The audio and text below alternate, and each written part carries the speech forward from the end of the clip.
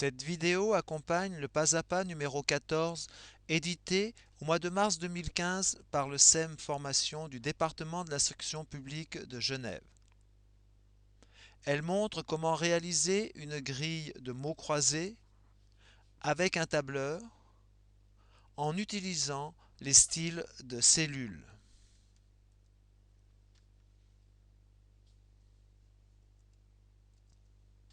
Sélectionnons toutes les cellules afin de définir à l'aide d'un clic droit dans le A sur les en-têtes des colonnes la largeur de la colonne, 2 cm.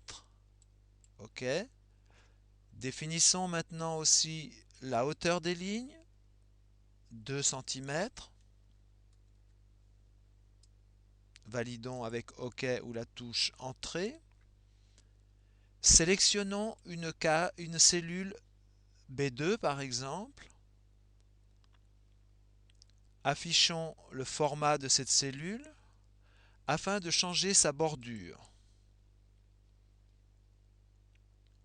Définissons les 4 bordures de la cellule, la taille, 2,25 points, et la couleur, rouge. OK. Apparemment, rien n'a changé, mais si on clique sur une autre cellule, on voit que la cellule B2 a cette fois-ci une bordure rouge d'une certaine taille.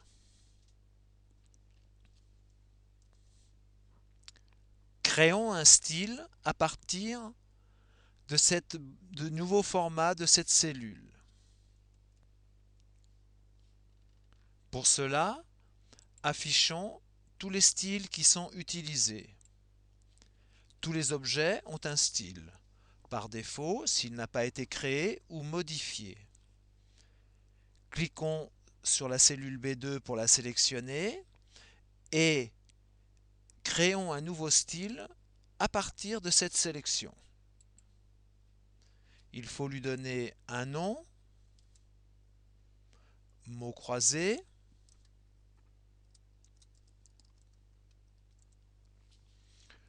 OK.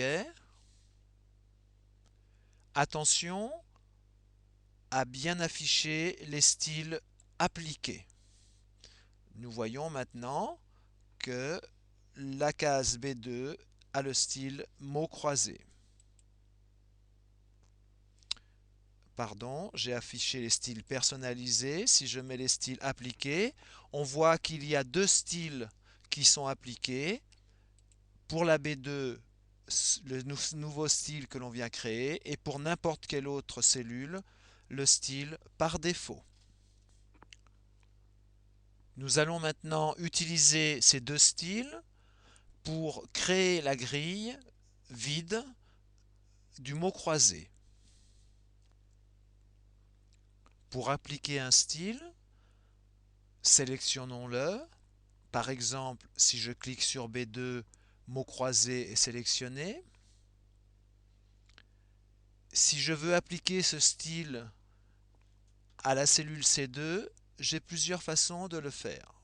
Premièrement, je peux cliquer sur la cellule C2 qui a le style par défaut et j'applique l'autre style en faisant double-clic sur mot croisé. On voit en cliquant à côté qu'elle a pris le style mot croisé avec la bordure. Quand il y a beaucoup de cellules à formater, il est préférable de choisir le style et d'utiliser l'outil mode tout remplir. On clique, le curseur devient un pot et maintenant, quand je sélectionne les cellules prennent le style choisi. Il est alors très facile de réaliser une grille de mots croisés. Si par hasard on s'est trompé, comme ici, eh bien, je peux, en sélectionnant l'autre style par défaut, eh bien, revenir à des cases qui n'ont pas de bordure. Un clic sur le mode Tout remplir désactive l'outil. Si je clique dans une autre case, je vois bien que la case a été corrigée. Si maintenant je veux écrire dans les cellules, modifions le style par défaut. Pour vérifier la police utilisée, choisissons par exemple déjà vu 100, en gras, taille 22, la couleur, attention au choix de la couleur si on veut imprimer sur du papier,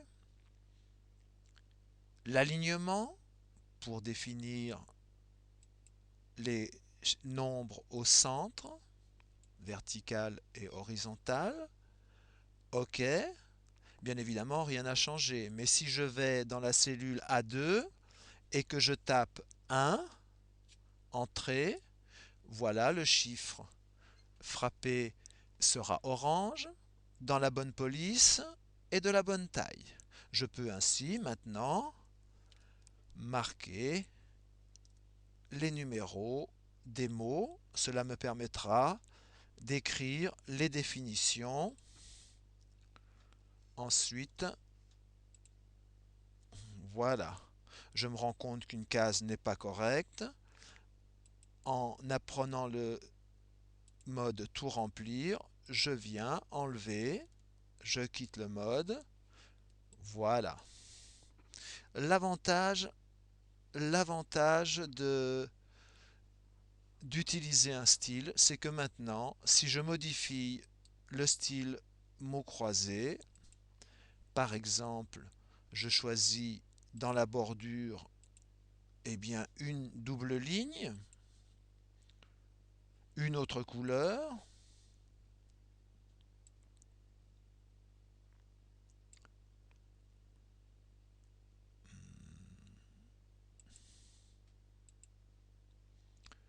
tout est fait en un seul clic.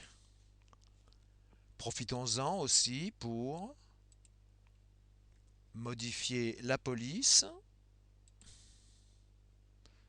Déjà vu. Ah tiens, que remarquons-on? La police est identique au style par défaut. Cela vient que ce style mot croisé, pardon, dans l'onglet Gérer, on peut voir qu'il est lié à par défaut. Nous pouvons changer la couleur, mettre une couleur automatique, par exemple. Nous pouvons changer aussi la taille. OK. Et quand il s'agira de remplir la grille, il suffira de cliquer sur une case et de mettre la lettre désirée. Entrée. Voilà, on peut ainsi remplir la grille. Après avoir utilisé les styles et les avoir modifiés pour créer la grille, il reste à exporter le travail fait. Il reste à terminer le fichier. Pour cela, sélectionnons cette grille, une ligne et une colonne de cellules tout autour. Pour définir une zone d'impression, on voit les lignes qui s'ajoutent. Si en mode affichage, on met aperçu des sauts de page, nous pouvons voir définir une seule page. Voilà. Et exporter directement en PDF.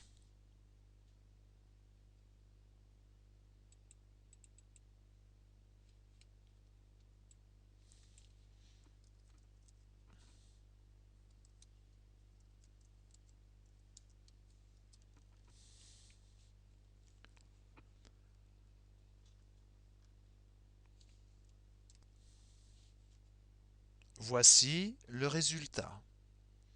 On remarque que on aurait peut-être préféré avoir une page paysage et changer l'entête et le pied de page éventuellement.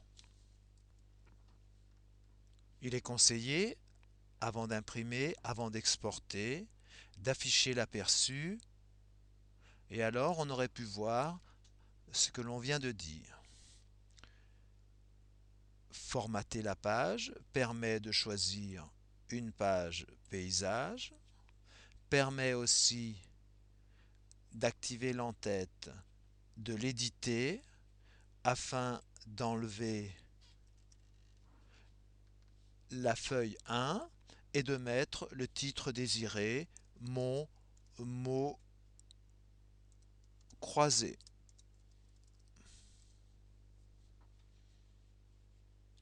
OK. OK. Et maintenant, nous voyons les résultats de ces modifications. Fermons l'aperçu.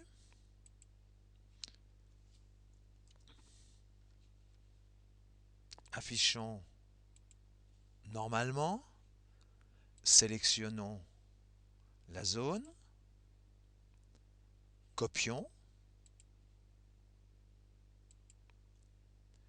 Si maintenant nous ouvrons un document texte, nous pouvons coller.